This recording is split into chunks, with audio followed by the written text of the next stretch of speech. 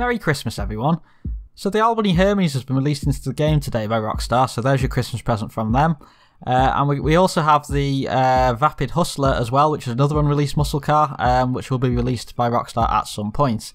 So in this video I'm going to share with you some footage of how each of these vehicles drive and give my first impressions on their handling and performance.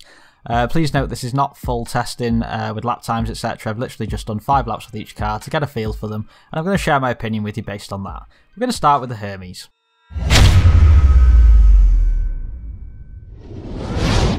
The Hermes is a great little addition to the game. It brings back some of the classic cars from previous games, which has really been a theme with Rockstar recently about bringing back old vehicles. So let's have a look at it. In terms of the performance of this thing, well, it basically has no brakes, and that's a big part of this vehicle. It's like trying to stop a boat. You have to brake so damn early, it's ridiculous. It took me just a few laps to even get round the first corners. You have to brake so damn early. Possibly the worst brakes of any car in the game, I think. However, in other areas, it's not too bad. It turns in pretty good considering the size of it. The acceleration isn't too bad either for a muscle car as well, and the back end is reasonably stable. One thing I will say though is if you go around corners quickly and you catch a little bump, it will flip over so easily, as you'll see in the footage at some point. It's a little bit unstable in that way. It's not going to be setting lap records, I don't think, but it's not too bad, I suppose. You know, the Yosemite, I hope I said that right. Yosemite and the Dominator race car are probably still by far the quickest vehicle in the class, but you know, it's okay.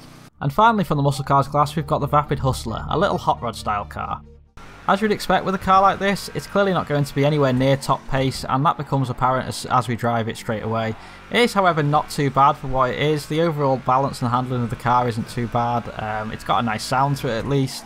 I do feel like it's going to become a bit of a forgotten vehicle though, if I'm honest. It's much like the Hot Knife. It is, you know, it's fun to own and bring along to the odd meet-up, but beyond that it's not really going to have any use in your average race etc. So that's probably all we're going to see of it in game, which is a little bit of a shame.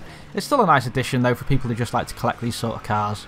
So that was the muscle car class, and I really hope you found that useful. At some point this week we'll see the Super, the Autage and the Unreleased sports vehicles as well, so keep an eye out for them. Merry Christmas everyone, CoyneDawg out.